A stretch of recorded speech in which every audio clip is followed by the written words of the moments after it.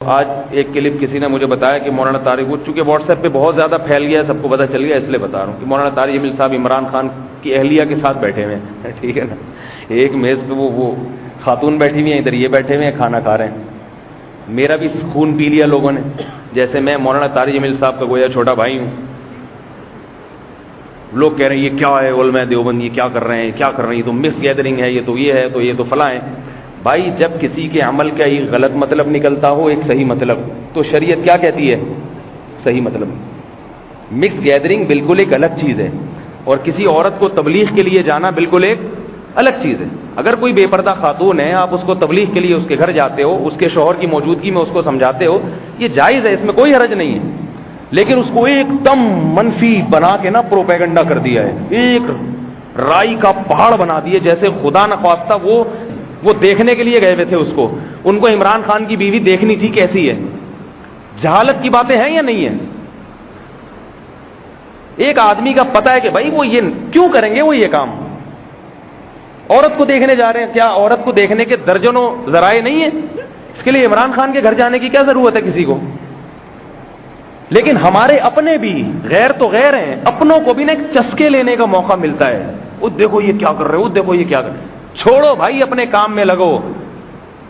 ایک آدمی دین کی تبلیغ کر رہا ہے، ارشاد کر رہا ہے، اس نے بڑے بڑوں کو، دلوں کو اللہ نے اس کے ذریعے نرم کر دیا، تو اس کی اچھے پہلو کو تلاش کرو نا اس کے، کہ بھائی اتنا دل ہے، اتنا جگرا ہے کہ اپنی عزت داؤ پہ لگا کے بھی۔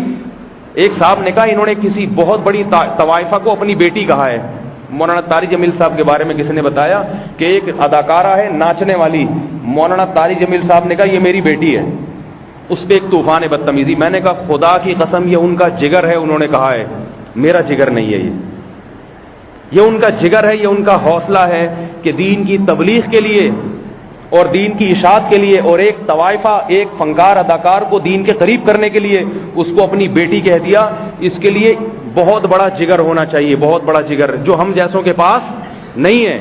ہمیں تو اپنی عزت کی فکر ہوتی ہے، چاہے کام سارے الٹے کر رہے ہوں، صبح شام فلمیں دیکھ رہے ہوں، انہی طوائفوں کے ناچ گانے دیکھ رہے ہوں، مگر جب کسی عالم نے اس کو دین کے قریب لانے کے لیے، محبت ہی سے دین پھیلتا ہے نا۔ اگر وہ کہے تو جہنمی ہے، طوائفہ تو جائے گی سیدھی جہنم میں، تیرے پہ سانپ بچھو چڑھیں گے، وہ آئے گی۔ تو میرے بھائی یہ چھوڑ دو، یہ واٹس ایپ پہ علماء کی منفی چیزوں کو نکال کے ہائی لائٹ کرنا۔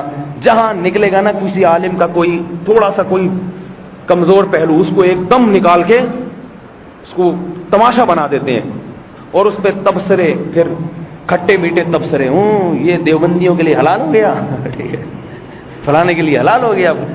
چھوڑ دو یہ چیزیں۔ یا ایھا الذین آمنوا اجتنبوا کثیرا من الظن، بدگمانی سے بچو۔ جیسے ابھی میں نے مولانا طارق جمیل صاحب کا واقعہ بتایا، اچھا پہلو بھی نکل سکتا ہے، برا پہلو بھی۔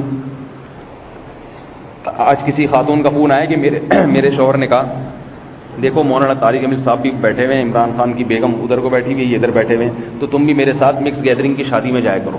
وہ خاتون پردہ کرتی ہیں، تو بھائی اس سے مکس گیدرنگ کی شادی جہاں مرد اور عورت کا مخلوط ماحول ہو ایک بیہودہ، اس کا استدلال کہاں سے درست ہو گیا؟ ایک ہے تبلیغ کے لیے کسی کے پاس جانا۔ یہ نبی صلی اللہ علیہ وسلم کی مجلس میں بعض دفعہ خواتین بھی آ جایا کرتی تھیں آپ سے کوئی بات پوچھنے کے لیے، کیونکہ نبی اگر بھگا دیتے ان کو تو ان خواتین کو کہاں سے علم حاصل ہوتا۔ تو مکس گیدرنگ ایک الگ چیز ہے، کسی عورت کا کسی عالم یا مفتی کے پاس جانا دین کی بات پوچھنے کے لیے، یا کسی عالم مفتی کا تبلیغ کے لیے کسی عورت کے پاس جانا، جبکہ تنہائی میں نہیں ہے، اس کا مرد بھی، شوہر بھی موجود ہے، بھائی بھی موجود ہے، تو یہ ایک بالکل الگ چیز ہے۔ تو اللہ نے کیا فرمایا؟ اجتنبوا کثیرا من الظن، بدگمانی سے بچو۔ کیا مطلب؟ کسی کی بات کے دو مطلب نکلتے ہوں تو اچھا مطلب تلاش کرو، برا مطلب بولو نا بھائی، کیا ہو رہا ہے؟ اس کا میں ایک آپ کو واقعہ سناتا ہوں بچپن کا۔ ایک دفعہ ہمارے جہاں تبلیغی جماعت آئی تو گشت کے لیے گئے، میں بھی ساتھ چلا گیا، تو ہم نے دیکھا کہ وہ جن کے ہاں گشت کے لیے جا رہے ہیں نا، وہ صاحب ہمارے سامنے بھی گیٹ سے اندر داخل ہوئے ہیں۔